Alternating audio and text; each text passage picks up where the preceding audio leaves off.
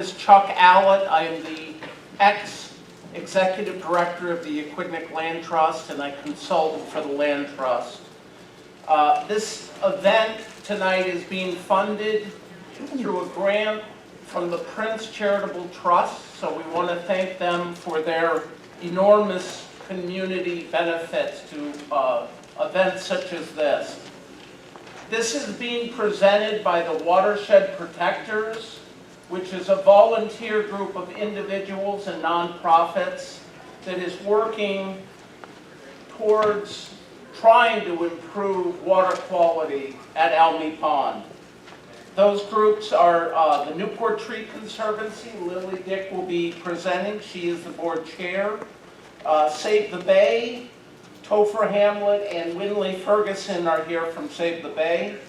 Salve Regina University, which thank you very much for allowing us to use this wonderful facility for this event.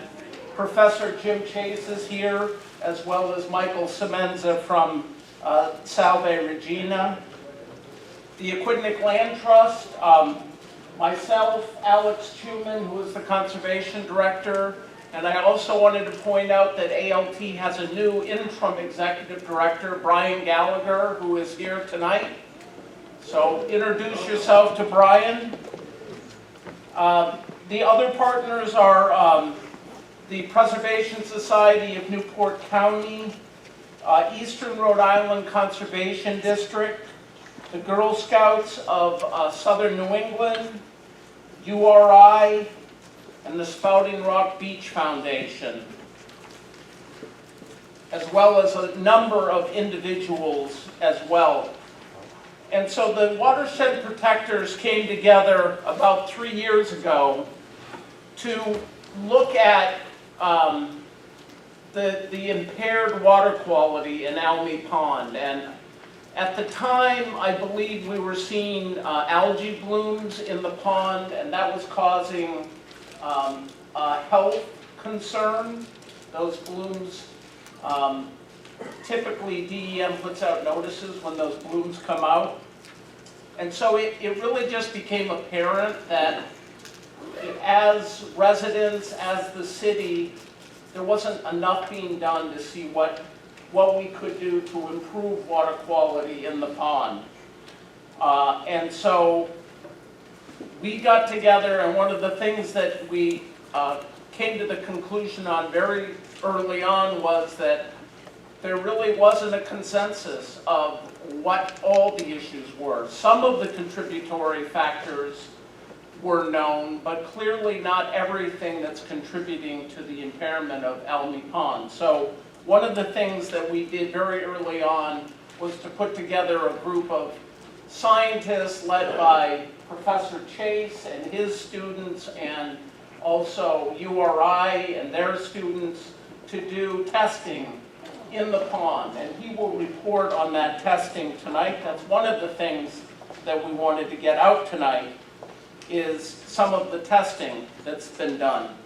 The other thing that the Watershed Protectors have worked on is experimentation with biochar as a filtering mechanism for pollutants in the pond.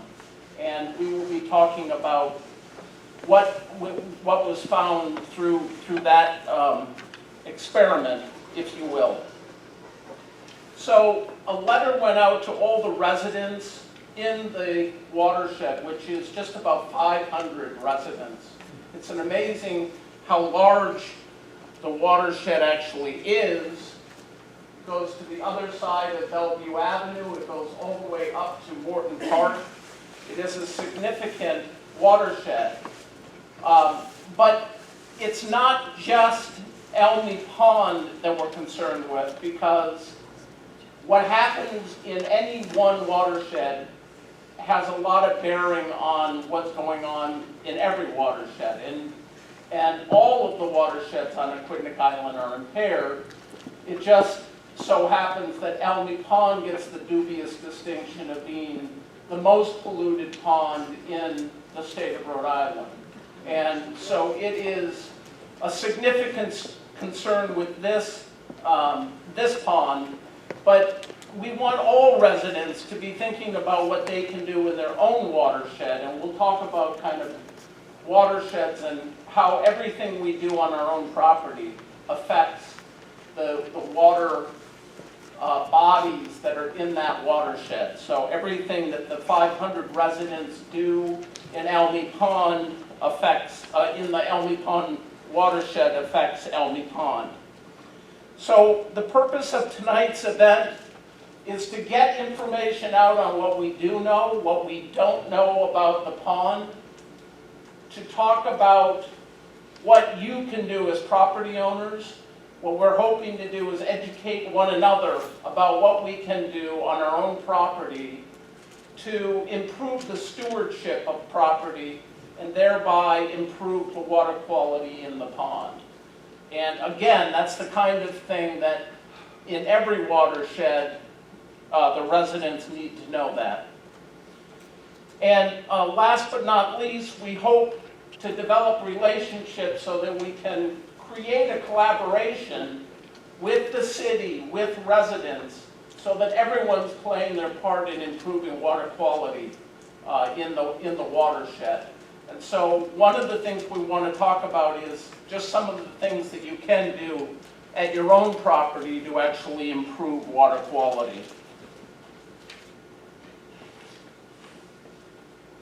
After we get done with that, we will also talk about some of our perceived next steps, and then we'll have a question and answer period at the end. If that sounds good with everyone, we will proceed with that.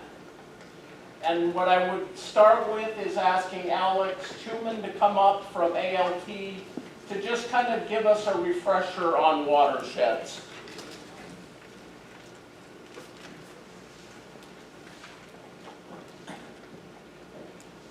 Thanks, Chuck. So I just have a quick 5 minutes to talk a little bit about watershed conservation, and I'll talk about the island and then zero back into Almy Pond. So what you're looking at here is the Almy Pond watershed. That's the blue boundary right here. It's around 280 acres.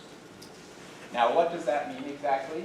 Well, think about watersheds. If you think of a water body like Almy Pond or the coastal area in this picture, all the land that drains into that water body is that body of water's watershed. So in this picture right here, you see an urban area, a subdivision, a farm, some trees. All of that's draining into that water body. It's that water body's watershed. If we go back to Almy Pond here, everything in blue there is draining into Almy Pond. So that's Almy Pond's watershed.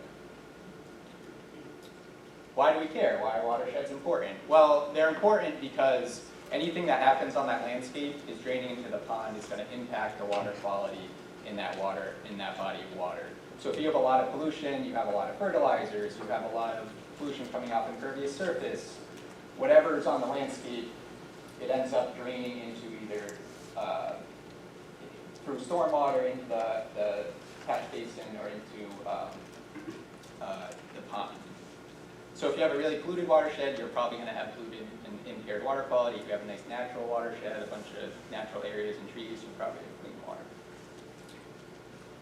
And that's important basically everywhere on Earth, but in particular on Aquidneck Island, you can think about for two reasons. One is we live on an island. We depend on the coast. We depend on fishing, on beaches, on coastal activities. So what we do on the land here in the island is going to impact our coastal water quality. But then importantly, on Aquidneck Island, we basically live on top of our drinking water as well. So with a few exceptions, if you have a well, the majority of people here on the island are getting water from one of 9 water reservoirs, 7 of which are on the island. The middle here, the middle light blue, and across the water, across the Scotland River and Little Fountain and Noncliff in Tiverton, that's the drinking supply watershed for our drinking water reservoirs. So again, whatever happens in that watershed area is affecting our drinking water. And of course, we have Almy Pond down at the bottom here. That's not our drinking water. So unfortunately, as Chuck mentioned, I think basically every water body on Aquidneck Island is impaired in one way or another, unfortunately. And I'm not going to get into all those reasons that some of the panelists will. But for things like phosphorus and bacteria in particular, phosphorus relates to algae blooms. You can see some of the streams here on the island. You can see some algae blooms there in Lily and Almy Pond on the screen as well. And what are the impacts? Well, Newport water treats our drinking water, right? So it's clean. It's way more expensive to treat dirty water. It's worse wildlife habitat as well. And every time we have a beach closure, we've had something like 150 days of beach closures over the last 5 years. That, of course, has an impact on our economy as well. So thinking about all of that, just going to zoom back into Almy Pond here and the watershed. And one of the interesting things about Almy Pond, it's highly developed, right? You can see the houses on this aerial imagery. The red here, I put the impervious cover layer in the watershed. So it's actually around 25% impervious to the Almy Pond watershed, which is a really high number for a watershed. And that's, all that stormwater runoff coming off those paved surfaces are going to impact our water quality. And then if you look at this image here, this I think is really interesting, which shows land uses in the watershed. So green is natural areas, pink are institutional areas like Salve or Preservation Society, and the yellow is all residential land use. So the main, primarily the Almy Pond watershed is residential. And I think that's interesting because it shows if you have 500 different property owners like this, if everyone's chipping in and doing a portion, doing something on their property, we can really make a difference on what's running off into Almy Pond when you couple that with what the city can do with infrastructure. So on that note, I'm going to hand it over to Elena Kissel, who's the environmental attorney in the city of Bay.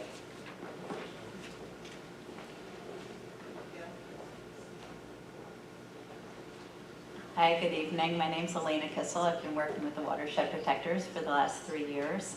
And I'd like to step back a little in history. Almy Pond actually showed signs of contamination as far back as the 1880s. And if you look at this diagram, which my husband took while flying over to Block Island, you can see Lily Pond is on the upper part. It's very blue. Almy Pond is the green, slightly below that. So you can actually see from the air how compromised, you can see the differences. And the green reflects more of an algae component in the pond. And as far back as the 1880s, ice was harvested in both in Lily Pond, but there was a warning not to harvest ice in Almy Pond. So Lily Pond was safe, Almy Pond was not.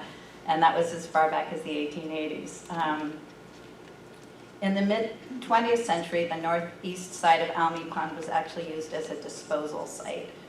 If you take a walk around there today, you can see metal parts and tires sticking out of the ground. And sadly, by 2006, the aquatic life in Almy Pond was deemed to be virtually extinct. And in 2008, there was a study, and Almy Pond was determined to be the most nutrient impaired of 9 ponds that were studied in the state of Rhode Island, right here in our backyard. The city of Newport conducted a study to determine the sources of these nutrients in 2013 and started to manage strategies to treat stormwater in 2017. Unfortunately, the next summer, 2018, there was a blue-green algae bloom, and people and pets were advised to avoid all contact with Almy Pond. This includes indirect contact such as kayaking and boating, which gives you an idea of how bad it really is. And sadly, the loss of recreational use has impacted our pond. There's a 16-acre refuge on the north side of the pond and a Girl Scout camp on the northwest side that are right on the pond but are unable to access the water or even the wetlands that are close by. So we know that the water from Almy Pond flows into a pipe under Ocean Avenue, and it flows right into the beach. This has resulted in poor water quality at both Bailey's and the east side of Bailey's, and has resulted in beach closures during the summer months. So now what we don't know, we're still working to find and address all the sources of contamination in Almy Pond. As Chuck and Alex mentioned, Almy Pond has a very high density of housing and paved surfaces. There's approximately 96 houses right around Almy Pond, and that obviously results in runoff and other problems. So if we look at the city's study from Newport, they looked at internal sources of nutrients from the pond sediment, meaning that contaminants can actually sort of reproduce in the sediment of the pond. And that's why we installed the biochar. In 2021, the watershed protectors received a CRMC permit to install more than 400 biochar socks. And they're basically strung on the,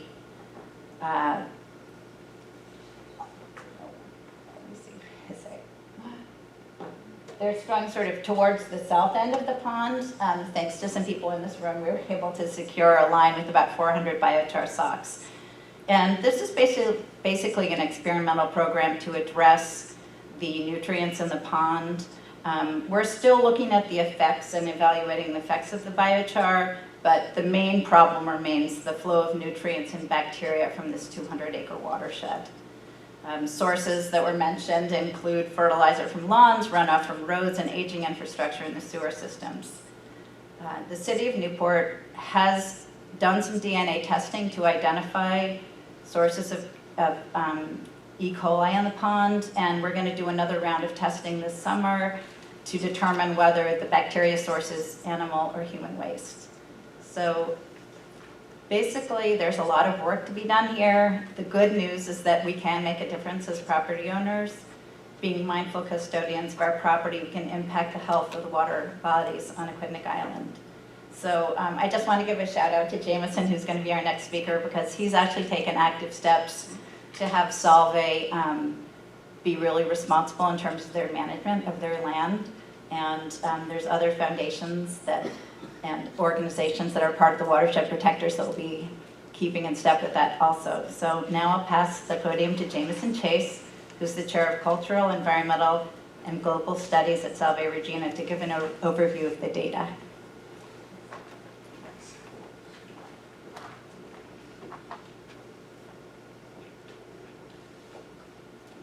All right, yeah, thank you. So I'm a professor here at Salve Regina University, and if you haven't been on campus before, welcome. And I know Michael Simmons is down the front row. He's one of our folks who works in advancement, but he's the one who got me involved in this project, so thanks, Michael, for that.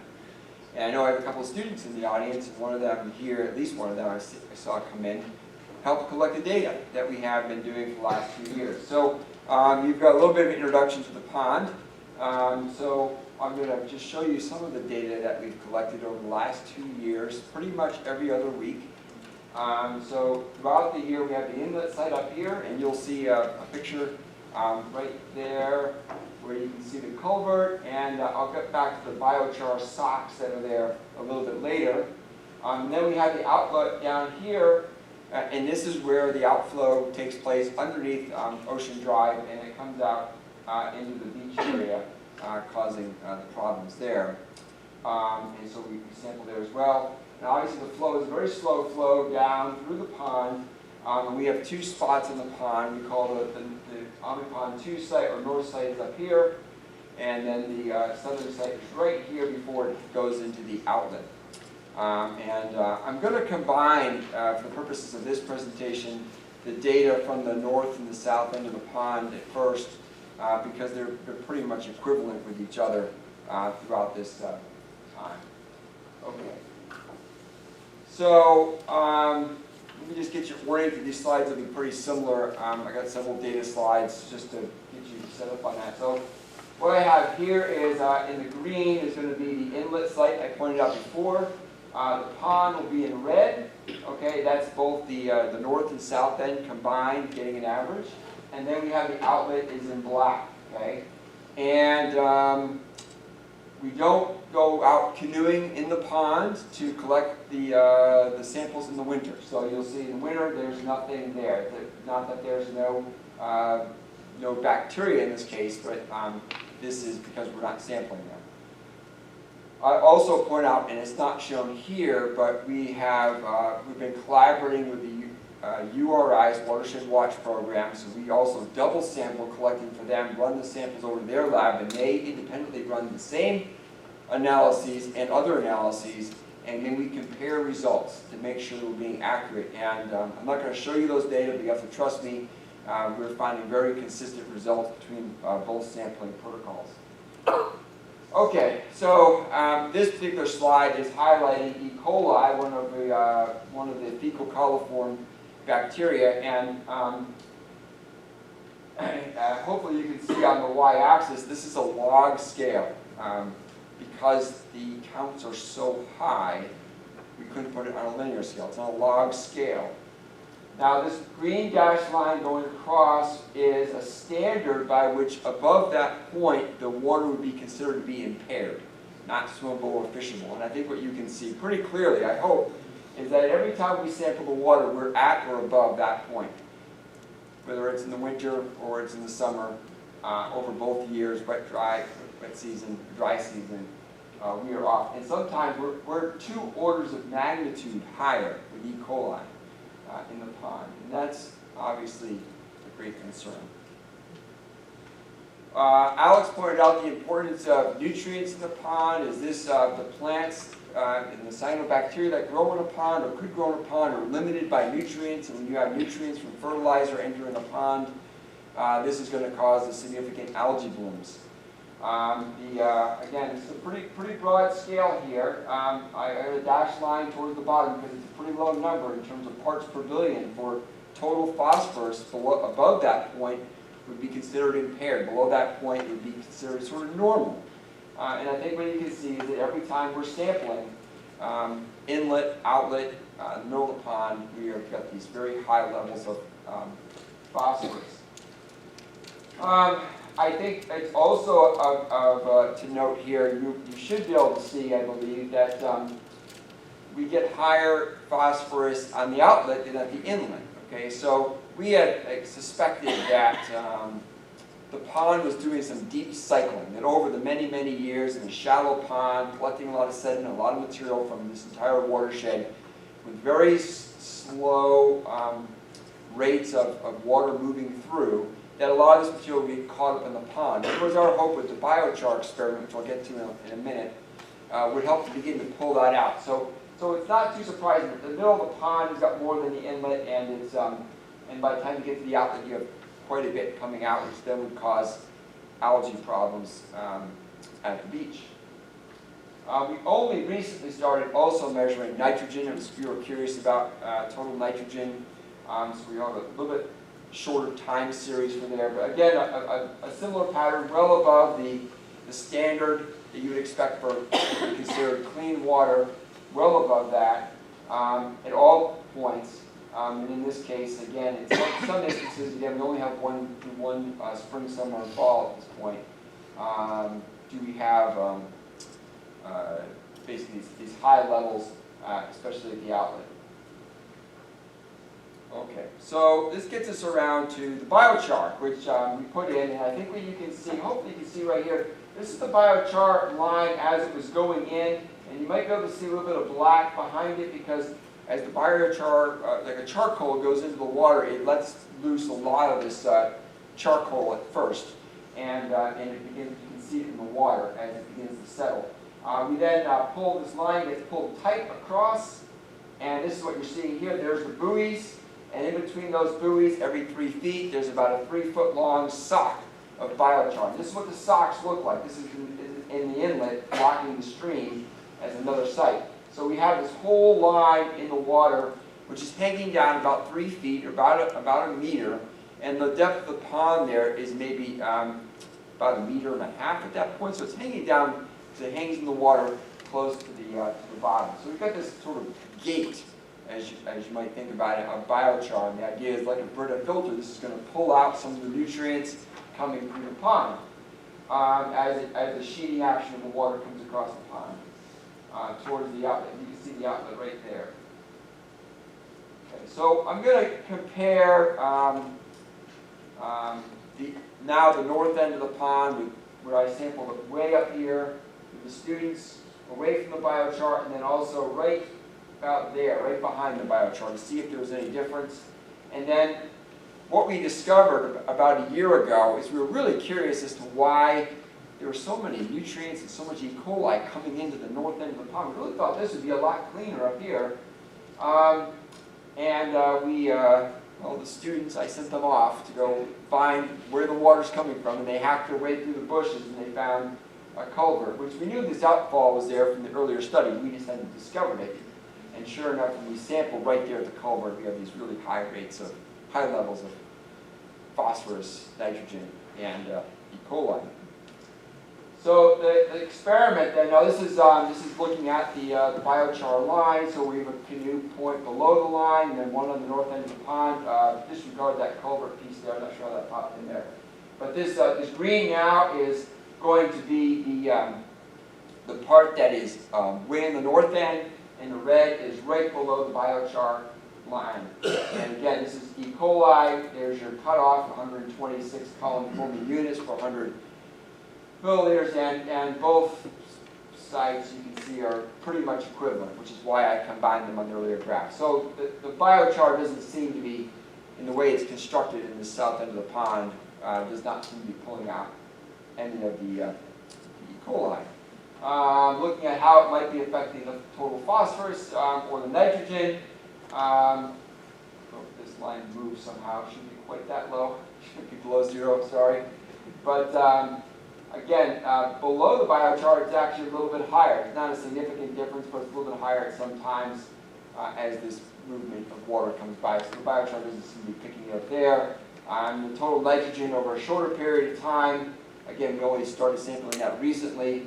We're seeing, again, some very high levels of the nitrogen in the pond. And the biochar doesn't really seem to be doing much in the way of affecting nitrogen. So we have this line biochar. The hope is that at some point it's going to begin to pull this out, but maybe there's just so much E. coli and phosphates and nitrogen in the pond that it just would take a very long time to see some reactions. Of course, we have the problem at the inlet, because the inlet is at this culvert is that we have this water coming in. So even though we have the biochar in the pond, we still have high levels coming in continuously. So we built this little dam not that long ago and tried to see if we could slow down this flow of water coming through the biochar and really begin to sort of filter it out. And this is above, this is at the culvert, like right at the pipe itself, and this is below the biochar going through. And you can see it's pretty equivalent across for E. coli. I will tell you that when the rains come and that we get that flush of intense water coming down through the culvert, it does blow out the biochar, and we have to go back and rebuild it. So it doesn't hold up to be a consistent damming process there. But then for the phosphate and the nitrogen, at least initially, there didn't seem to be much of an impact there, but a little bit later on, maybe it's beginning to have a bit of an impact. It might just take more time to have this biochar line that's blocking up the at the inlet site. So we've only done it for a short period of time. So this goes back to the end of last summer when we began to do this. So we're hopeful that maybe by having this biochar dam at the inlet, that'll slow down the material coming through. I don't know if we're going to see much of a change in the pond in the near future, just given how much is there. And perhaps maybe if we were to put some biochar on the outflow site, we can maybe try to slow down the movement of nutrients and E. coli going out into the pond, into the bay. So, yeah, it's the most polluted pond, and we have the data to say it's a very polluted pond. And we're working on ways to try to see if we can clean this pond. And just look at the size of the group that's here tonight that's trying to, that's interested in this question, wants to do something about this. So I'm hopeful that we can, and that we'll be able to get some good action here. And I'll just finish by pointing out that these conversations that we've been having at Almy Pond for 2 years has involved the university, which is obviously a member of the watershed.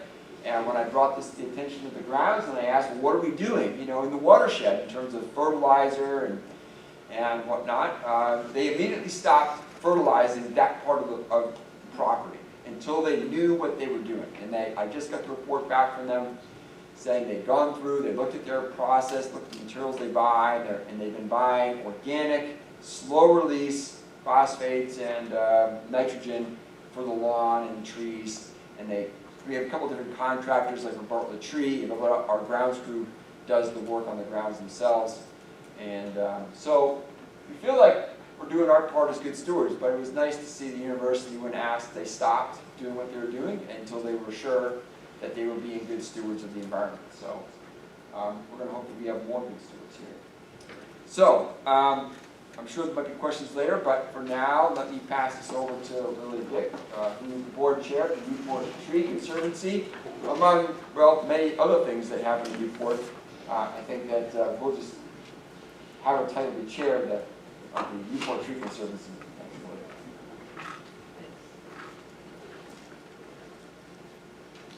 Well, hi.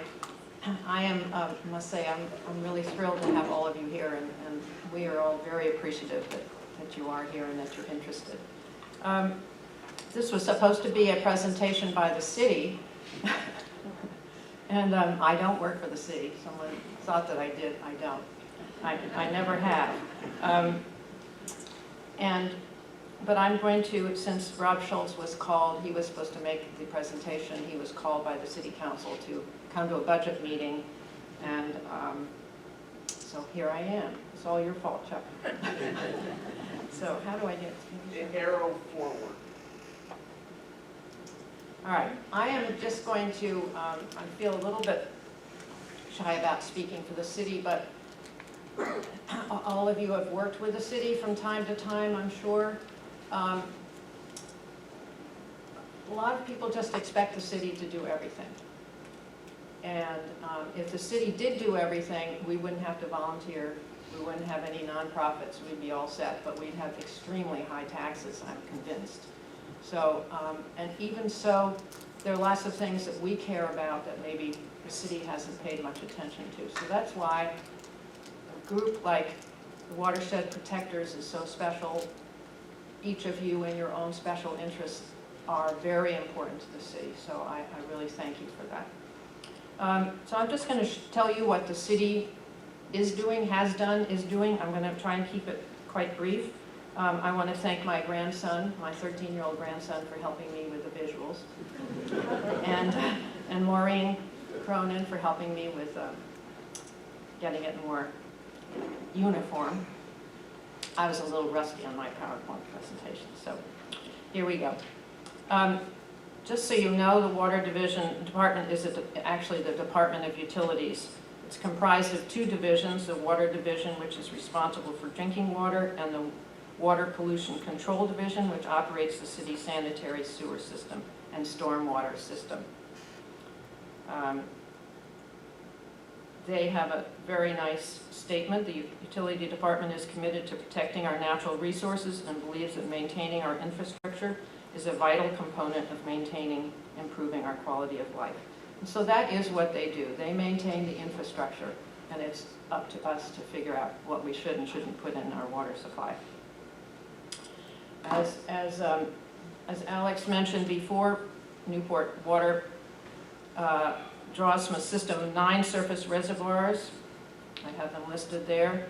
These reservoirs systems are located in the basin area, which you could see in the map that was presented earlier. Totals 18 plus square miles, or 11,920 acres of rural, forested, some developed lands. You could certainly see in the Almy Pond watershed area it was highly developed. So the water is treated at 2 stations, Station 1 plant in Newport and the Lawton Valley plant in Portsmouth. I'm going to kind of speed through this a little bit, but it does help you to know what they are doing. The combined design capacity of the plant is 16 million gallons of treated water per day.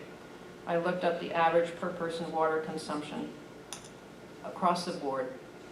It's either 57 or 60 gallons a day, so that's quite a lot of water that we do use.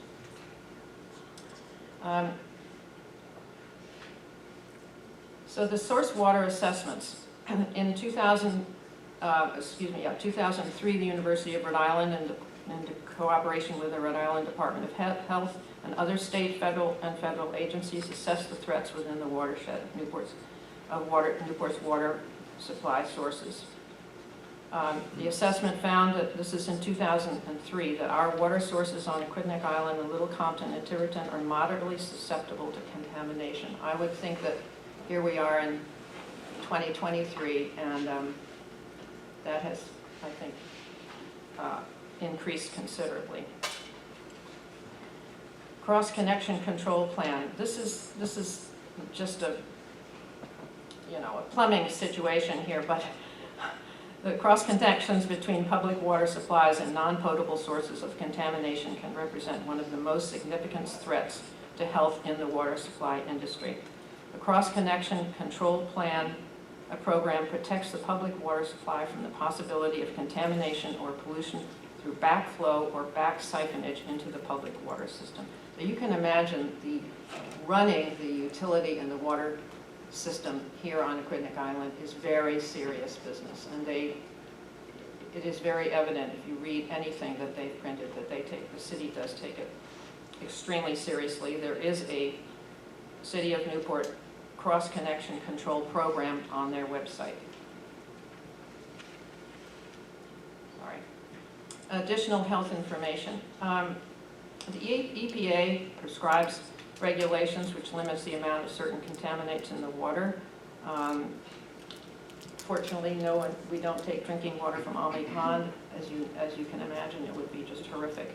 Drinking water, including bottled water, may reasonably be expected to contain at least small amounts of some contaminants. Sources of drinking water, both tap water and bottled water, include rivers, lakes, streams, ponds, reservoirs, springs, and wells. As water travels over the surface of the land or through the ground, it dissolves naturally occurring minerals and radioactive materials and can pick up substances resulting from the presence of animals and human activity. Well, just think your lawn. I used to own a house on Bellevue Avenue. I looked at that watershed map. I mean, I don't know how you felt, but I was stunned. I was stunned to see how large it was just for Almy Pond. And I could see that if I opened the front door, my house, I was in the watershed, and it was obviously evident because our driveway just ran right down from the front door, across Bellevue Avenue, across Cashel Avenue, right into Almy Pond. So it doesn't take much to realize what we're doing. So that gets us to, what is the city doing about Almy Pond? The city has what they call an Almy Pond management plan.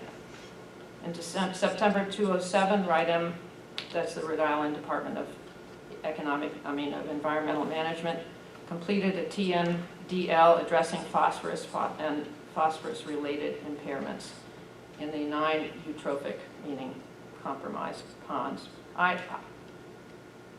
When we first started this, I did not know what TDML was. It shows you how ignorant I am. But in fact, it's the total daily maximum load of, And so you can say, of what? And it's the total daily maximum load of pollutants, and they are all in that pond and also running into our other water bodies. So the city's water quality restoration plans, they conduct sewer leak investigations, dry weather, illicit discharge detection, elimination, and work in the area of Almy Pond, but also all over the city. This work allowed for wastewater to be discontinued as a likely source of phosphorus to Almy Pond. I'm just telling you what the city has done.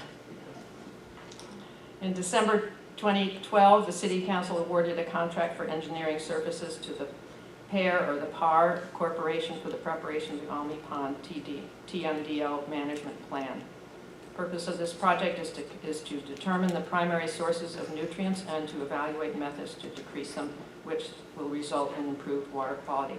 So the city, in its own way, has done some very serious water quality studies. They have analyzed the area, and together with some of the findings that we have, we are encouraging them to keep digging as to the sources. This is the phased approach. The city, I won't go into the details really, but the city is taking it step by step by step in a very logical way. Allison McNally is here. She is the former director of the AIPC, the Aquidneck Island Planning Commission. She was very involved in getting the city an $880,000 grant to protect Almy Pond. And you can also see the land trust has a conservation easement over parts of the land around Almy Pond.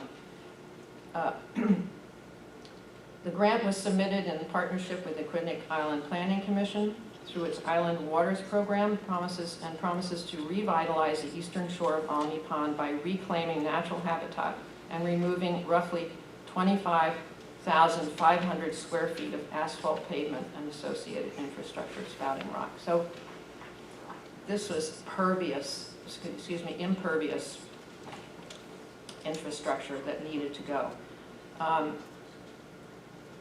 As Patricia Reynolds from our city's Planning and Economic Development, she's our Planning and Economic Development Director, said in a statement, quote, "By removing this unnecessary and unused infrastructure, we are expecting to be able to restore the surrounding meadow and marsh, improving drainage and water quality in the pond, and to provide a more effective buffer against stronger and more frequent storms that are anticipated as a result of climate change."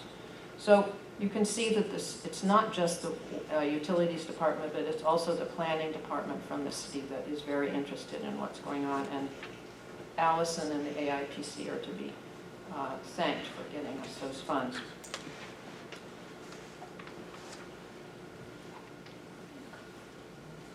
Contaminants that may be present in source water include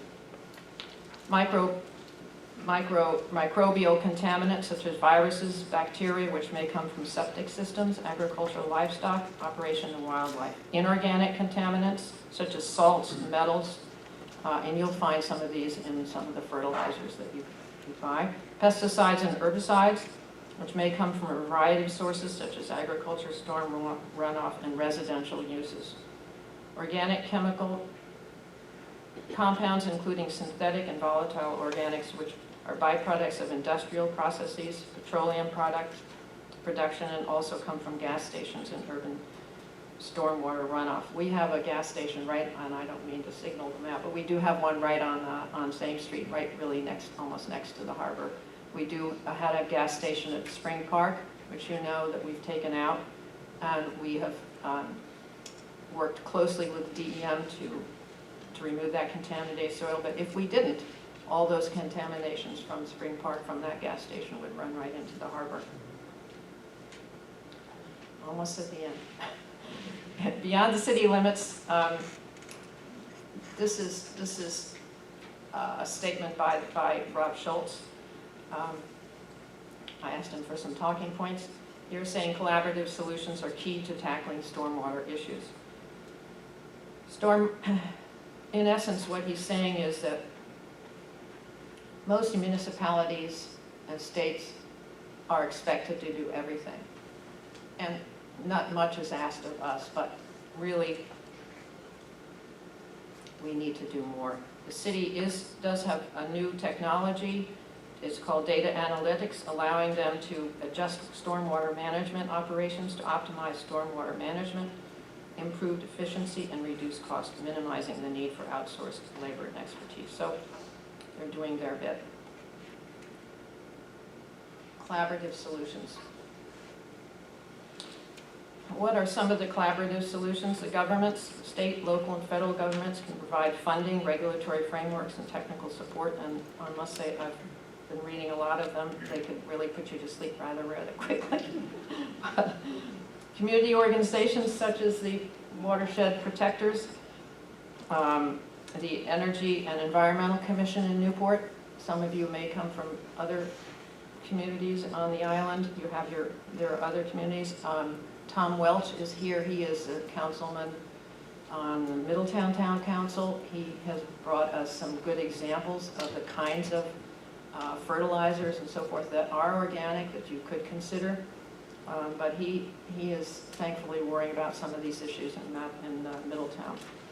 So that brings us to the last one on here, the residents. Residents can provide local knowledge, support, and engagement with collaborative solutions, as well as feedback. We do hope that you will be working with us in the future, not just leaving today and say, okay, well, that was interesting. I have some thoughts on what you could do. Despite the progress and evolution of the city's utilities, residents still play a significant role in stormwater issues. Mr. Schultz goes on to say installing rain barrels, planting native plants and trees. Trees are a very good absorber of water, stormwater runoff. Using permeable paving materials. What does your driveway look like if you have a driveway? Is it permeable? I don't know how many impervious surfaces, but when I looked at that slide that Alex had, I was shocked at the amount of impervious surfaces that we have in our watershed. It's just shouldn't be. And lastly, I thought this was rather quaint. Instead of using a hose to clean hard surfaces, use your broom. So, my message comes at the bottom: be part of the pollution solution. Basically, we all know the city can do as much as it can, but when you go home, look at yourself in the mirror, look at your driveway, look at your lawns, look at your flower pots, whatever you're using, and consider, is there something better that you can use to be less harmful to our environment. So that's the message from the city. Rob was very sorry you couldn't be here, and so was I. I would like to now introduce Topher Hamlet. He is the Director of Advocacy of Save the Bay. He works not only with residents and communities such as ours, but he also works a lot of the time up at the State House. So, Topher, there you are. Thank you.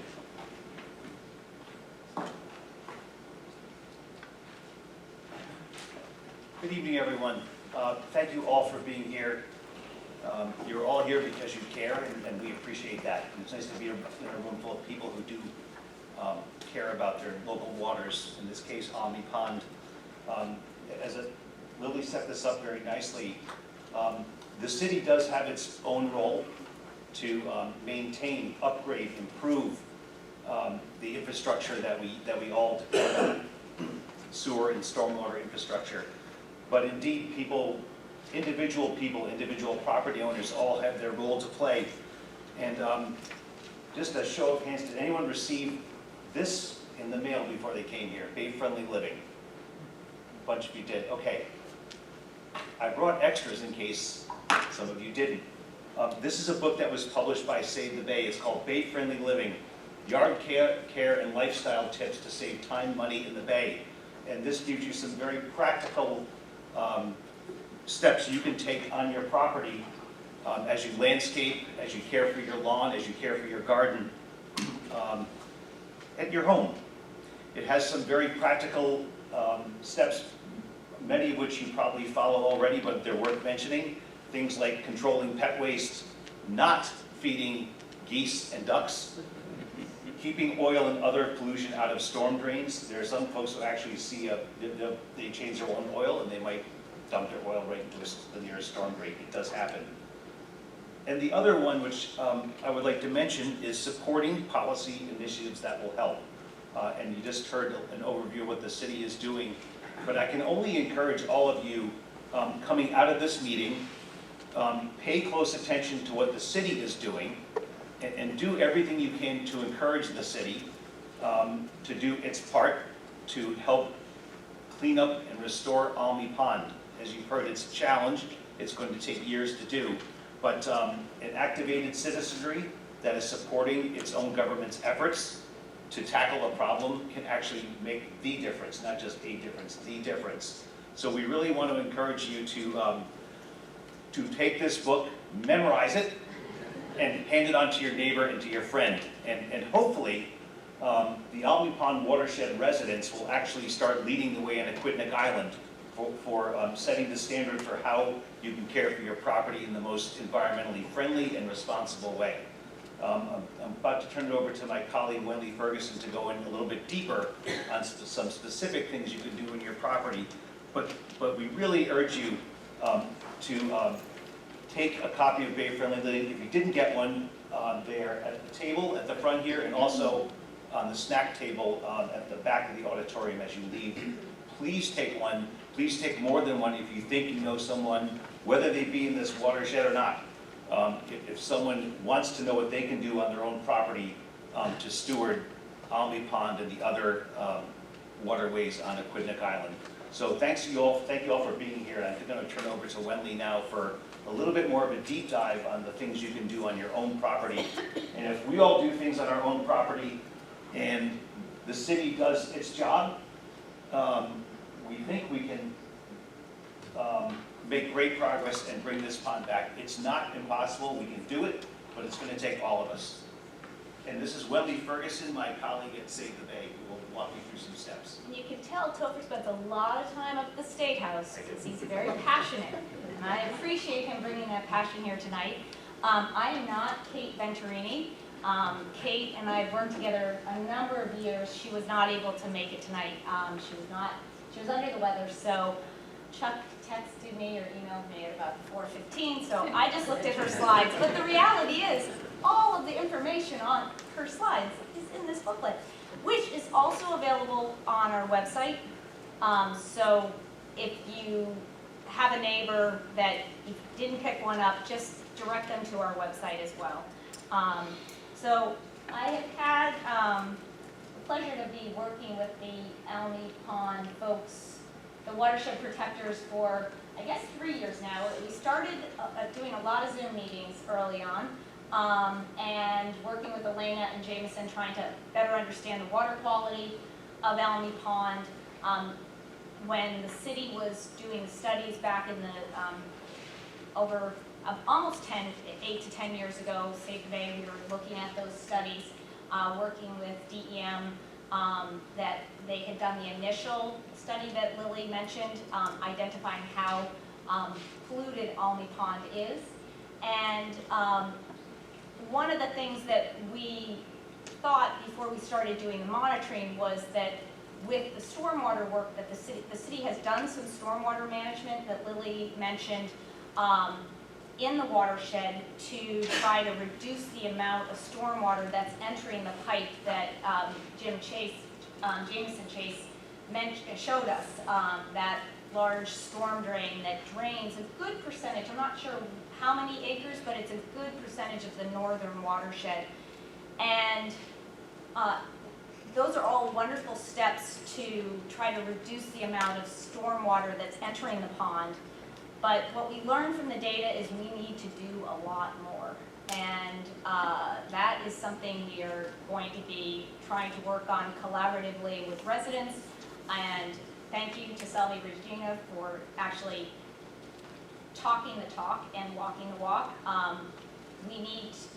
would love to have a pledge for all of us to really be looking at what we're doing in our own yards, if you're an institution, on larger parcels, and try to reduce the impact that we individually are having on this watershed. So I'm going to run through her slides. For those of you some of these steps are so easy. They're simple things like reducing the amount of water you put on your yard, the time of year, sorry, I will get this right, the time of day for watering. First of all, our New England lawn doesn't need to be watered year-round or throughout the summer months. Lawns can go dormant, they can turn brown, and then they can green up again in the fall. That would be the best thing for Almy Pond. But if you do decide to water efficiently. Water no more than an inch of water a week. Water early in the morning. Don't water in the middle of the day when much of it would evaporate. As I just mentioned, lawns can go dormant, and they will green up in the fall. Another thing, a simple thing which actually saves time as well, if you have a landscaper or if you mow your own lawn, don't mow it too short. mowing your lawn, keeping it about 3 inches or above, leaving the grass clippings on your lawn. Don't bag them. They can equal about 1/3 of your the nutrient needs for your lawn are just from the grass clippings. So those are real easy things. You're reducing waste that's going to the landfill, reducing the amount of times you need to mow, and the longer your grass grows, the deeper the roots. So it makes for a healthier lawn. So this goes into the clippings. One of the things I do, because I do love to rake, I'm not a big fan of leaf blowers for multiple reasons, but it is very satisfying at the end of the year to mow and mulch your leaves, and the mulched leaves are really good for your grass as well, or for your lawn. And so those are things, again, ways to build the organic matter in your yard and allow your yard to become more of a sponge. This is a wonderful resource that URI has. We have references in the Bay Friendly Living booklet, is looking for the right type of plant for your yard. We recommend natives. They require less water. They're less susceptible to bug damage. They don't need as many fertilizers. Often a lot of our natives are, because of the poor soils of New England, they don't need a lot of fertilizer at all. So if you are looking for perennials, native shrubs, native trees, that's a wonderful resource, and we have a short list in the Bay Friendly Living book. This one is about stormwater runoff that Lily brought up. How can you look at the next time, or when you're home this weekend, look at your yard, look at where your downspouts drain to, look where your driveway drains to, and see if there are ways you can get more of the water to stay on your property. So simple things like putting a rain barrel at the end of a downspout, you can actually reuse the water, use it for watering. You can build, I think she has, this is going to minimize impervious surfaces, where you have walkways, make them pervious, use porous pavers. This is the upper left picture is something called grasscrete, and you can actually use that for a driveway, and you can drive on it. So if you are considering any type of larger re-landscaping, hardscaping, consider pervious surfaces versus impervious. Here's the diverting downspouts from your roof into either a rain garden or a rain barrel. A rain garden is simply a depression in your yard where the water can soak into the ground versus running off your yard. And they can be planted, or it could just be a low point, a grassy area that you mow. So dependent upon how much you want to be out there gardening, you can make these landscape features fit with your desires and how much space you have. And here you can see, with a tiny little bit of space, you can actually incorporate some infiltration adjacent, a distance away from the house so it doesn't go into the basement, but away from the house, but in small spaces. Here again, some more examples of diverting downspouts. This is the low-tech way, just divert it into your yard. And then there's a rain planter downspout, kind of a rain garden planter for more urbanized areas. And here are the rain barrels that I mentioned earlier. There used to be a woman named the Rain Barrel Lady, and I don't know if she's still selling rain barrels, but you can, at any of the events going on around the state for Earth Day, you can often go and purchase one. There's groups that are retrofitting fish, like a barrel that you would, they use at the fishing docks with an area for the downspout to go into, and then the little tubing at the bottom for you to, be able to pull the water from for irrigation. And you can't have a presentation in Rhode Island without a cartoon from Don Biscay. So last year this wouldn't have been true, but in 2021 it was true.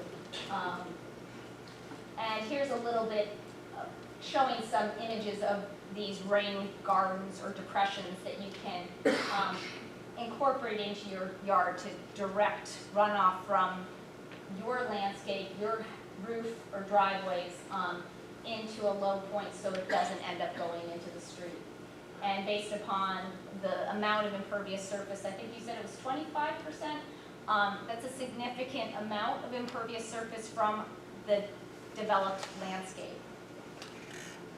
And then these are some more resources that Kate shared with us from URI, or actually from DEM. Brian, this is from your camp, DEM, RhodeIsland.gov, stormwater solutions. And then if you do have a landscaper, there are a lot of resources. Rhode Island Landscape Association, there are trainings that URI Cooperative Extension has just for the landscaping community.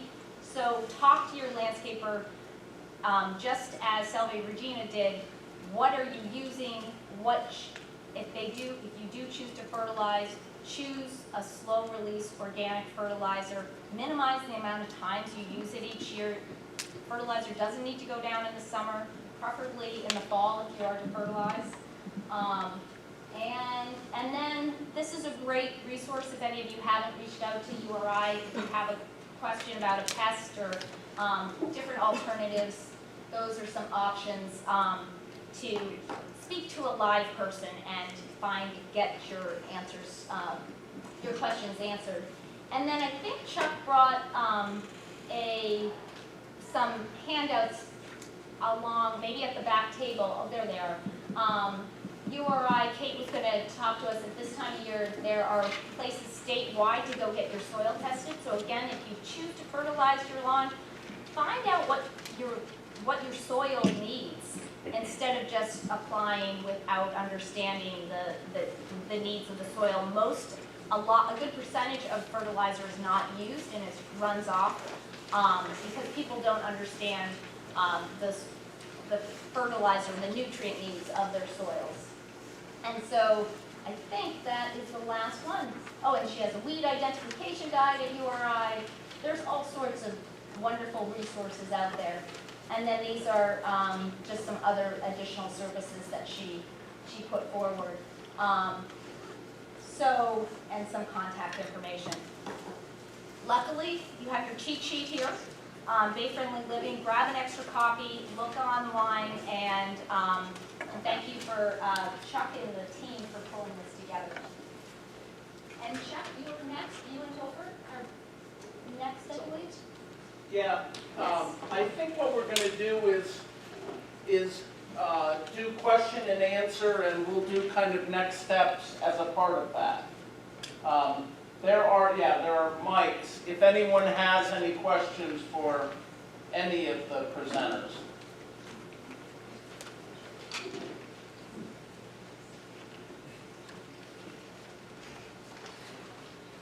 First off, thank you very much for pulling these stakeholders together and trying to conduct an open sharing of information. A couple of thoughts come to mind. What is the expected outcome of removing the spouting rock drive? Do you anticipate, what do you anticipate? And then secondly, is the pond too shallow to regenerate itself? And is there enough water flow through the pond to regenerate itself?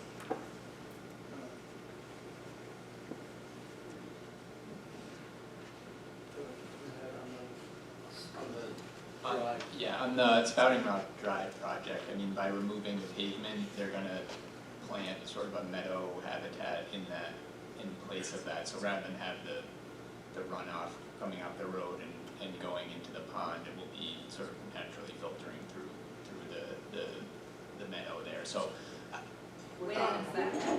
When? It happened in 2 years. I'm curious. the city is sort of the project manager on that right now, so I don't. The city is having, they are in permitting right now, and they thought it was going to require a lesser permit, and I think it's going to require more, the permitting process is going to take longer, unfortunately. So, through the Coastal Resources Management Council. So they were hoping to have it underway. The funding's been secured, and I think it will, the good thing about that project is it will act just like what you're doing at Salve. It will act as a model for how, reducing unnecessary impervious surface. If it will affect the water quality of Almy Pond, probably not for that amount of impervious surface that's being removed, but it's a good example of what we need to do watershed-wide. So, my understanding is the impervious surfaces is fine, but it's what's underneath. I grew up on Cottrell, and I won't name names, but the dump was created by a family that I watched what was put there. I grew up playing there. And so, if you then open that up, that's all going to be then flown in. How do you mitigate that? I was a banker. You got to get rid of it, right? I worked in Superfund for about 12 years, and I can tell you that we probably will sadly never have the resources to do that type of work, which would involve a massive excavation. I think I'll let the scientists speak, and doing what we can to replant the topsoil and the groundwater so that some of it can flow, at least what's on the surface. But I know it's a problem, and sadly, I don't think right now that the city or the state or even the federal government would probably have the resources to excavate that entire area.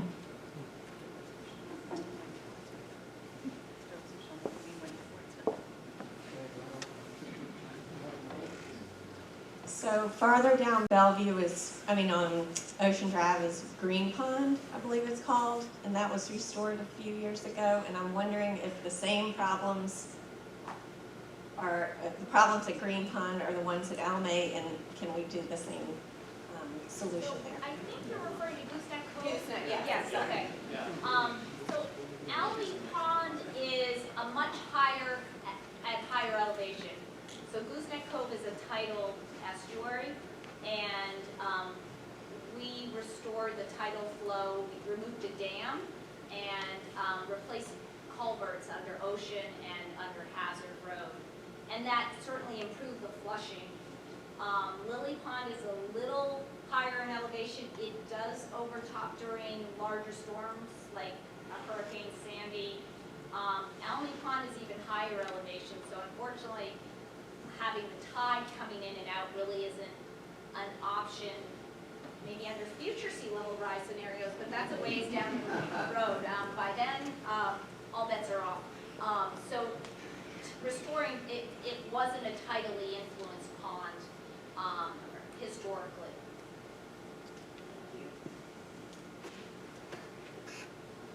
Who or what lives in Almy Pond?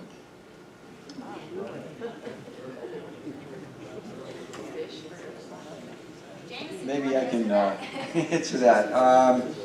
I didn't show the data on the oxygen levels, but they're super low in the summer, so there's not much that's going to be getting dissolved oxygen out of the pond. Organisms that breathe air certainly can live in the pond, so there are snapping turtles in the pond, nesting along the edge, there's red-winged blackbirds, there's black-crowned night herons, I've seen osprey along the edge of the pond, and there are terns that will at least use the buoys to roost on, but in the water itself, probably not very much that can handle that low of oxygen. So follow-up? Sorry. Follow-up question. What is the impact, if you were going out there with your students, are you actually touching the water yourself and breathing any of the fumes which come from it? What are the health hazards on a practical basis which all of us are going to be encountering, whether we swim in the water on the beaches or breathe the air from the wind which always blows across the pond? Yeah, so I'll take that one too. So I'm very careful when the advisory comes out about touching the pond. Yet we need to go out and get samples, so we take the risk. And I ask students if they're willing to take the risk, or I'll just go by myself. I don't make anybody go out. But when we do go out, we wear masks. I often wear sunglasses, just in case there's any splatter. I wear gloves. I wear long sleeve pants, long sleeve shirt. Just try and keep my skin covered up. I have not had any effects from that, the toxins that would come off the cyanobacteria, but different people have different levels of sensitivity. So, so for me, I'm fine going out there twice a month for very short period of time. But people who live there or interacting with them more often might have greater effects. But I don't know if there's been any reported cases. In the air? In the air. You don't want to hear what I'm going I'm to going to add to that, to what you just said. Yeah, thank you very much, and I appreciate very much everybody that's doing this. I live very close to Almy Pond, so a couple thoughts. First of all, I appreciate the point that there wasn't really an outflow ever, right, or maybe only a limited outflow, which means it probably always collected, even before there was any life, human life around it. It was probably already collecting, right, because it's not got a lot of outflow.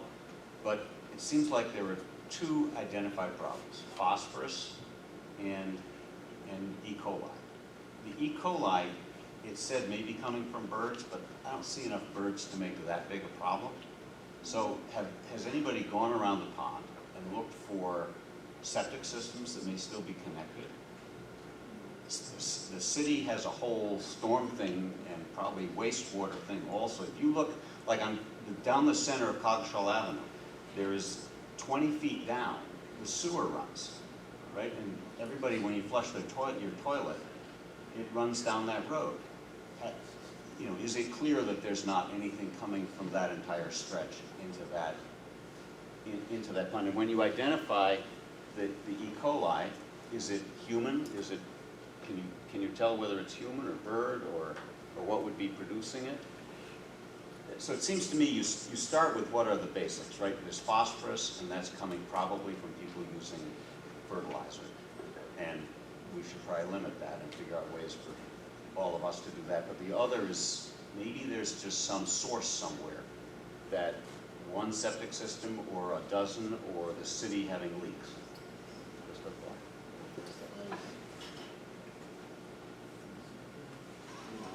I think it's a very good point, and the city has done some DNA testing. We've actually asked for a second round, which will take place this summer for the exact reason that you pinpointed, which is to try to determine whether it's animal waste, human waste, and then go from there and try to remediate the problem. Whether it's leaking septic fields, there are, to my knowledge, 2 private septic fields, or adjacent, not right on the pond, but adjacent to the pond. And then, of course, you have infrastructure that's aging that needs to be addressed as well. And just to add to that, when we met with Rob Schultz about a month ago, and I think, Lily, it's mentioned in your slides, when they did that study after the state did their assessment, they did do some illicit discharge detection. So trying to look for places where a house could have tied into the storm drain systems, because the pipe that the inlet where Jameson and his students are monitoring, that's draining a good section of that upper watershed. And so they did do some initial illicit discharge detection. When we met with Rob, he was also saying the sewers, the sewer connectors from our homes to the main line are, they often can be cracked, and they are in bedding of gravel, which can then, so if there are leaks, that sewage can then feed in, flow into the cracks in the storm drain system, because this is old infrastructure. So those are things that it takes a lot more to find, and I know they will send cameras down storm drains. There's dye testing. So those are things to continue to pinpoint, as you're saying, where there could be some sources that we can address while looking at other watershed impairments like phosphorus coming from all of the developed landscape. So that would seem to be one of the next steps, things that we should be working with the city to try to improve on the work that they're doing on any of those kinds of failed systems. Just one tiny further question. On Coggeshall, I forget which street it's on, there's a big, the water system has a big pumping station. Murray Court. On Murray Court. Yes, on Murray Court. And what is that pumping? It's pumping all the sewage that comes down the courts. Years ago, they didn't tie in. They went right into the pond. The city was finally made by the feds to tie that in, or they were going to lose some funding. So they ran a line. It goes down Wheaton Court, runs along the edge of the pond to Murray, with a pump up, pumps it back up to Coggeshall. And that is a waste, human waste, not Yes, storm? yeah, that's the human waste. So all those courts that couldn't go uphill, they were going downhill, and now the city had to put that line in. And that is right on the pond. Literally. Right.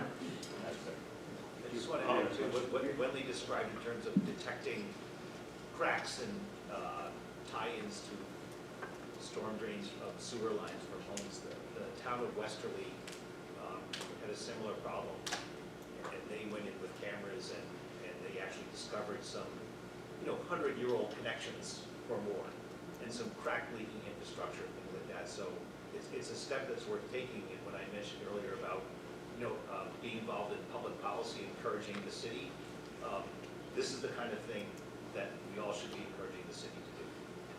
Really drill into potential problems, and either they'll turn out to be real problems or not, but it's good to exhaust all the things that you identified, a couple of good ones. You got a bunch of questions there. You got one here, and then we'll over there, and one here. I just wanted to respond. Somebody was saying, could we get affected living close to the pond? I live right on the pond. I'm the house that's right on the pond. That's my property. I've lived there since I was born in that area. I've been on that pond since I was 8 years old. The pond was in relatively very good shape at that point. I don't know to the degree of some pollution. The ice, stopping ice back in the 1800s, don't know why that was, but when I was a kid, we played on that pond. There were all sorts of aquatic life on that pond, fish on the pond, growth of weed, where now nothing's growing. All that happened. It changed when the city connected all the street drains into the pond. We didn't have that when I was a kid. Water would come over the land, and it would take days for the pond to rise from a rainfall, a serious rainfall. Now within an hour, that pond goes right up. So that means all that, everybody, Bellevue Avenue, Barfield, everything that washes into the street is ending up in that pond. When they designed this program, I asked the city, the engineers, I said, you designed all this water to come in. What are you doing about it to get out? The engineer, and I told him, we were standing right there at the house. It was my dad's property. And I said, I live right here, and now this pond comes up, my yard gets flooded, it gets flooded under the building. And the engineer looked at me and said, well, you're too close to the pond. This house shouldn't even be here. And so I said, according to who? According to CRMC. And I said, well, this house was here before CRMC existed. So you don't come after the fact and tell people, get out. And I said, you needed to design a better outflow, and they chose not to do it. They never have done it. I've asked the city time and time again, and they haven't done it. So what we're getting now is all of our yards are getting washed with all these nice heavy rainfalls, and they're in that pond within an hour. And so you're seeing all this phosphorus and all the other contaminants. They used to get wiped out coming through our yards, draining over the land. And now we have these pipes, and the pipe that comes through my property, the city drain, there is now a little beach about 15 feet in front of it, where all the sand and stuff off the streets have come through that pipe, and you can go out 15 feet and stand and just your ankles are underwater. City says can't do anything, you know, hey, what do you want us to do? CRMC, I've asked them, I said, we're illegally filling this pond. You're not supposed to fill this pond. And they said, well, we're not going to go after the city on doing something like that. Yeah, okay, so you try, but you turn around and walk away. I hope this group is successful. I'd like to end my time on this pond with the pond coming back again, the way I used to see it as a kid. But just so you all know, I am on the pond. We row on the pond. We have a little sailboat on the pond. A group of us sail remote control. Are you at the little house right on the edge of the pond? Right on the other pond. I'm on the corner overlooking Gills Beach, so I was wondering if we would. You guys watch us race out of the boat. Yes, I do. We're there. None of us have any extra digits or have watched. Yes, it's not something that we put our hands in, but you end up touching the water at some point. We rinse off. So it's not going to kill us like that. Well, Neil is a former neighbor, and I can attest to most of his sanity, so it's all good. We built a house near Neil's 13 years ago, and we had all of the permeable driveway. We had all of the gutters run into. We couldn't give much water away to anybody. And the reason I'm bringing that up is if everybody did that, that's going to severely affect the inflows to the pond. Because we couldn't inflow our water to Neil, which was the pond. My question is, in terms of, it kind of relates to this inflow-outflow business, what's the engineering and the size of the pond you want to look at 10 years from now? Because if you reduce the inflows, the pond's going to get smaller. And I understand that the inflows right now have contaminants in it, and you want to limit those. But if you make everybody put barrels in to collect water and so forth, and now you've still got the drain issue, you know, where do you have an adequate inflow to even maintain a pond, or do you want it to go away? I think historically, the pond, it's a natural pond, and there were no storm drains, there was no development, and it maintained itself as a pond. So it was mainly groundwater fed, from looking at the historical imagery. So what we're recommending with regards to the development, or just like you and your family did when you built or redesigned your house, that water isn't just, it's feeding the groundwater, and that groundwater will feed Almy Pond. The challenge is, as Neil just stated, is when that water runs off into the storm drain system and then gets discharged into the pipe the Jameson's monitoring, and that pipe is running pretty much all year round. Even last summer during the drought, I think there might have been one time it was not running, but so that's taking, you know, it's adding more water more quickly into the pond, and it doesn't have the chance to filter through the soil and for those pollutants to be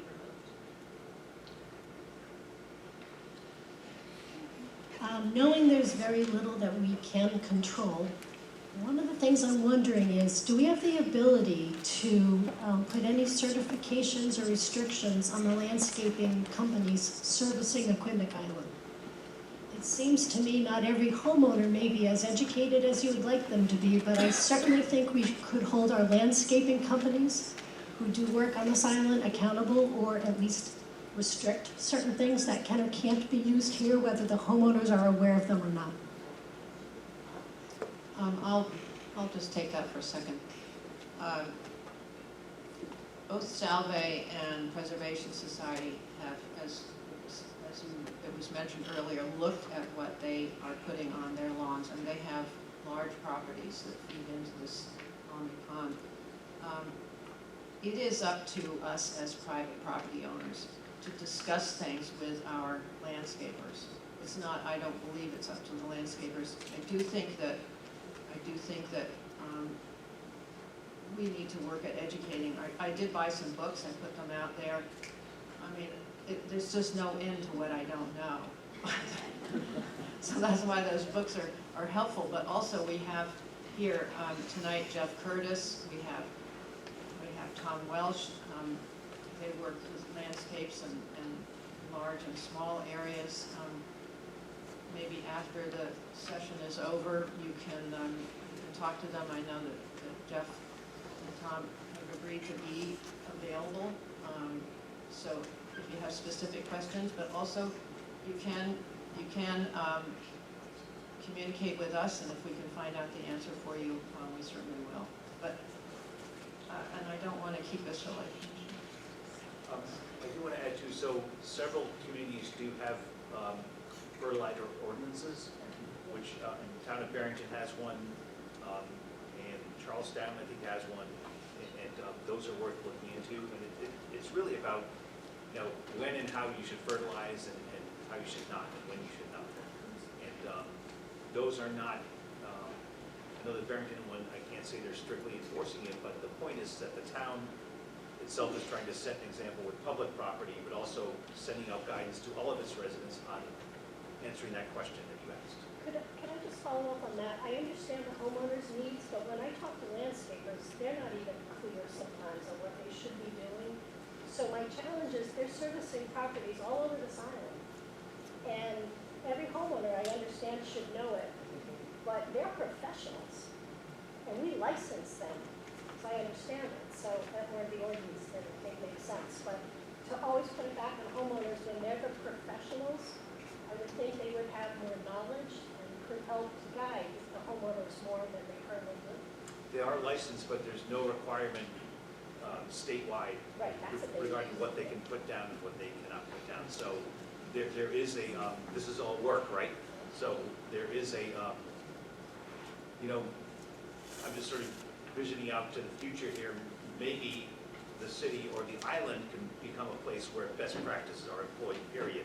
And maybe there can be a certification program, sort of a green seal for certain kinds of landscaping. And that kind of thing takes hold after some time. It's work, but that's the kind of long-term thing that needs to be done. I did reach out to a number of landscapers before this meeting and invited them at a time when I thought, you know, they might be able to appear. And there are both formal and informal groups of landscapers on Aquidneck Island, and I think having them involved in the future will be really important.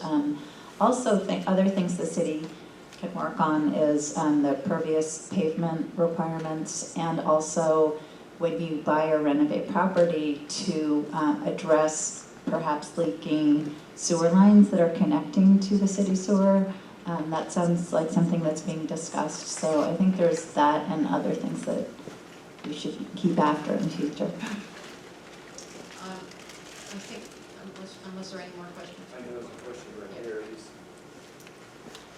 Yep. First of all, thank you to everybody who participated, both audience and the panel here. It's been extremely informative, so I'm generally appreciative.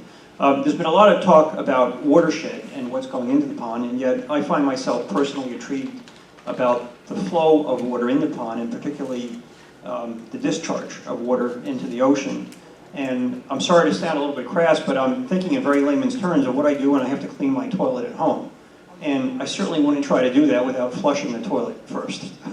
So I guess that gets me to thinking that even if we do all of the things that we're talking about to improve the quality of water going into the pond, my specific question is, are there any scientific studies that can be done to quantify the sediment that exists in the pond itself. And even if we improve the runoff going into the pond and maybe improve the outflow so we're getting more circulation through the pond, are there any quantified studies of how many feet of sediment there is and how polluted that is, and whether we're fighting a battle that's winnable or losable? And so with that, I'll turn it over maybe to the experts to help give a little light on that. Thank you. That is a very good question, and I believe, looking back over PAR's report that the city had done, they were looking at, as Jameson mentioned, the amount of nutrients stored in the sediment. I don't think they did an actual analysis of the nutrient content of the sediment, but I think they did measure depth of it, I believe. And that was one of the reasons why, as a team, we were thinking the biochar deployment would be a good approach, because those nutrients, when there's low oxygen conditions in the summertime, that's when those that phosphorus is released. So that's why we were thinking, okay, this was before we knew how much was still coming in. So that was the idea. But to do that next step of a study of how much, the depth of sediment and the nutrient release from the sediments, I'm working on another project up in Cranston, and they just had a consultant do that analysis. And that's something that, as a team, we can talk to URI and get some guidance on. I think, knowing we still have so much coming in, we need to address that as a primary step, and then, as you're mentioning, address what's been in this, coming in for the decades of pollution. One more question. Tom.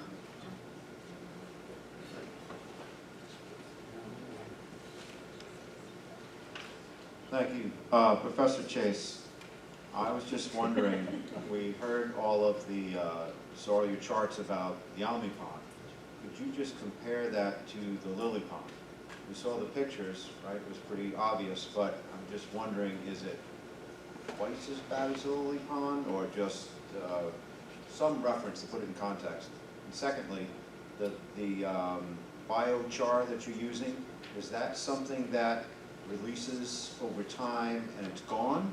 Or is it you take those out because they absorb the phosphorus or E. coli or whatever, and you replace them? Great. So I get to say I don't know twice, essentially. We don't have data from Lily Pond. That would be a really great correlate study to run if we were to do a duplicate study like that. But URI's Watershed Watch is sampling ponds all over the state. So we have a sense what most ponds are dealing with, and Almy Pond far exceeds most of the ponds in the state. So, but we don't know Lily Pond specifically. Yeah, now what was your second question? Biochar. Yeah, the biochar. So the biochar, this is a great experiment. It's only been done a few times in a few places, and it's worked effectively, and that's why we took this on. It's also relatively inexpensive for a potential solution. The idea is that over some period of time, we don't know how long that would be, it would collect the nutrients, and then we would retrieve the biochar and then be able to maybe perhaps use them up somewhere upland where they could be used for nutrient materials for plants, because then they would release the nutrients there, an adequate distance away, obviously, from any water. So our goal is to pull those out at the end of the fall, this coming fall, and then we're working on a site, another university that will test the biochar to see how much it has absorbed, so we'll have some idea. But no one could tell us exactly how much or how long it would take to pull material out. So we're going to find out. There's not many places that have done this. I don't know if I can briefly take on the Lily Pond question, because I live right between the two ponds, and I'm a member of the Friends of Lily Pond, who have taken actions to address. Their primary problem there is Phragmites, invasive Phragmites. So if you drive by now, you'll see there's been some cutting opposite Gooseberry Beach, temporary solution. There's also been some application of different substances to reduce the Phragmites in Lily Pond. And it's, there's a group of about 10 or 12 of us that live around the pond, but it's a different type of problem than Almy Pond has.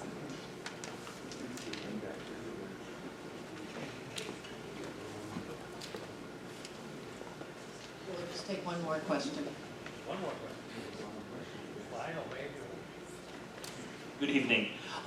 My kind of a dig on the city. I live on McCormick Road, which abuts the pond on the north end.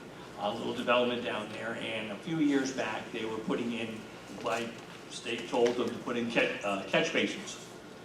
So they brought all the equipment down, large concrete, culvert, so forth. We have 2 paper roads on McCormick Road, so they did install one set of the culverts.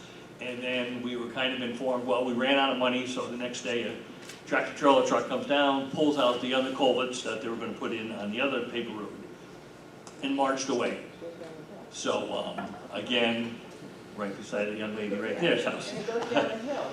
So that being said, so the city, you know, they're doing what they can. I don't believe that's true. We do have street sweepers at least 6 times a year coming down our little U-shaped street, which is pretty clean. Without those, you know, we have nothing industrial there.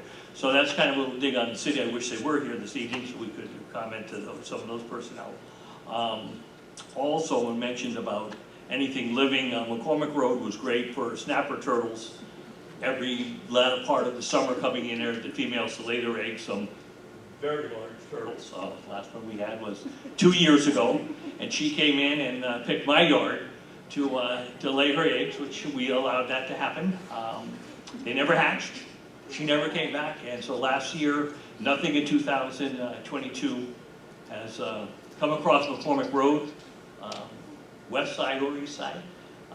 So that being said, I think, again, in the pond, I believe there's 11 outfalls on that pond. Jameson said about the north end, which I guess is having the big problem. Is that off of Ruggles Avenue? Right, okay. So is that right off of, where is that north? Yeah, so that's, Where is that? right, so that's off of Ruggles and Cogshell, right in that section there, in that corner. Okay.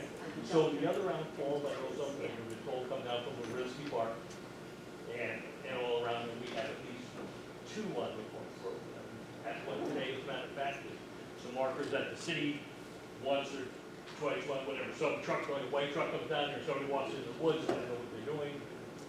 But in any event, so I decided to walk down here today, and there was water there. As you go further up McCormick heading north, that pond where the outfalls taken from Ruggles are now is dry.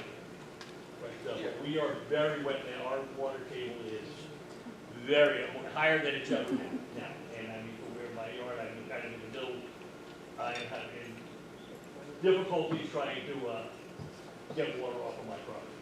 I think that if Rob Schultz is here, you can probably speak specifically to the different outfalls, the different parts of the watershed. I think it's pretty clear that the active nature of this group and asking questions and going to the city and gathering evidence has gotten the city a lot more interested in Almy Pond and doing some of this work to explore these different outfalls.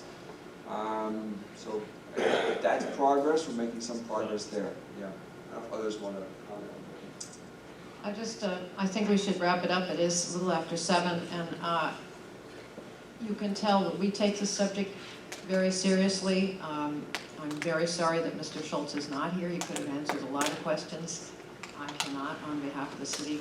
But it's also very clear that you are very invested, and there is a lot that we can do. So we will keep up our end of the deal. We hope that you will keep communicating with us, and as we have more to report and more better time to have another conversation, we'd very much like to do that. I personally am very interested in parking lot, an ordinance for pervious versus impervious surfaces in the city. There's a lot we can do, not only through the Tree Conservancy, but also through all of these organizations. But there's so much we can do with you, and so if you keep up your end of the bargain and keep communicating with us And I think that there's no question we can actually get a lot accomplished. It's not just Almy Pond, it's also our drinking water. When you think about what goes into the various ponds, our reservoirs, and how they have to be treated with chemicals, it really does take me aback, and I think that we should be worrying about those as well. So we'll keep up our conversation, and we just want to thank you again for coming. Just two more quick thoughts. So, Andrea, you had a question. Andrea, you had a question.